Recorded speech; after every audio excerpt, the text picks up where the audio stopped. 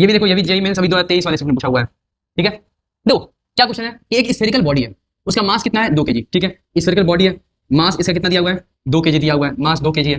ठीक है, स्टार्ट कर रहा है कहां से, रेस्ट से। अच्छा, मतलब कि यू 0 हो जाएगा क्योंकि रेस्ट से स्टार्ट कर रहा है। ठीक, एक्वायर कर रहा है काइनेटिक एनर्जी ऑफ 1000, इतना जूल, 10,000 कितना है, हाँ 1 2 3 4, सही है ना, 4 ठीक है। At the end of the 5th second, अच्छा टाइम दे दिया कितना 5th second. The force acted on the body is, अच्छा फोर्स पूछा है।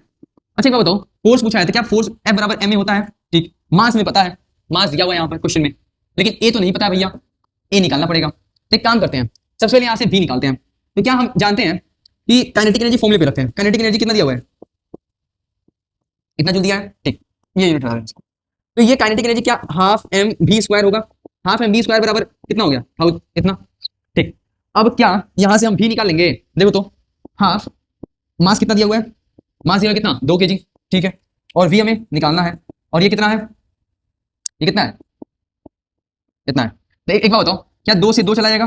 ठीक, अब 2 से 2 चला गया, क्या वी स्क्वायर बराबर ये हो जाएगा। ठीक, अब बताओ स्क्वायर स्क्वायर हटेगा, क्या इधर रूट हो जाएगा। ठीक है, ये कितना आ गया वी, क्या 100 आ जाएगा, 100 मीटर पर सेकंड। ठीक है, अब 100 मीटर पर सेकंड वी आ गया, तो हम क्या वी बराबर 80 होता है, वी बराबर 80 या फिर वी बराबर 80। तो वी बराबर ए हमें निकालना है, और वी की वैल्यू वी कितना है 100, ए टाइम कितना दिया हुआ है, टाइम कितना दिया है टाइम दिया 5, तो क्या 20 25 100 हो जाएगा। तो ए हमारा कितना आ गया 20 मीटर पर सेकंड स्क्वायर। ठीक है, अब हमें, अब देखो अब हमें सामने सामने एकदम दिख रहा है, हमें पूछा क्या फोर्स, क्या एफ बराबर एम ए होता है। ठीक है, तो एफ बराबर मास कितना दिया हुआ है 2, और एक्सेलरेशन कितना आ गया 20, तो एफ बराबर कितना आ गया 40 न्यूटन। देखो कितना आसान क्वेश्चन था।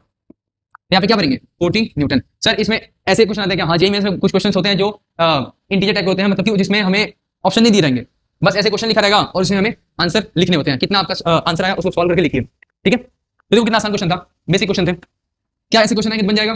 ठीक है, और नेक्स्ट क्वेश्चन देखते हैं।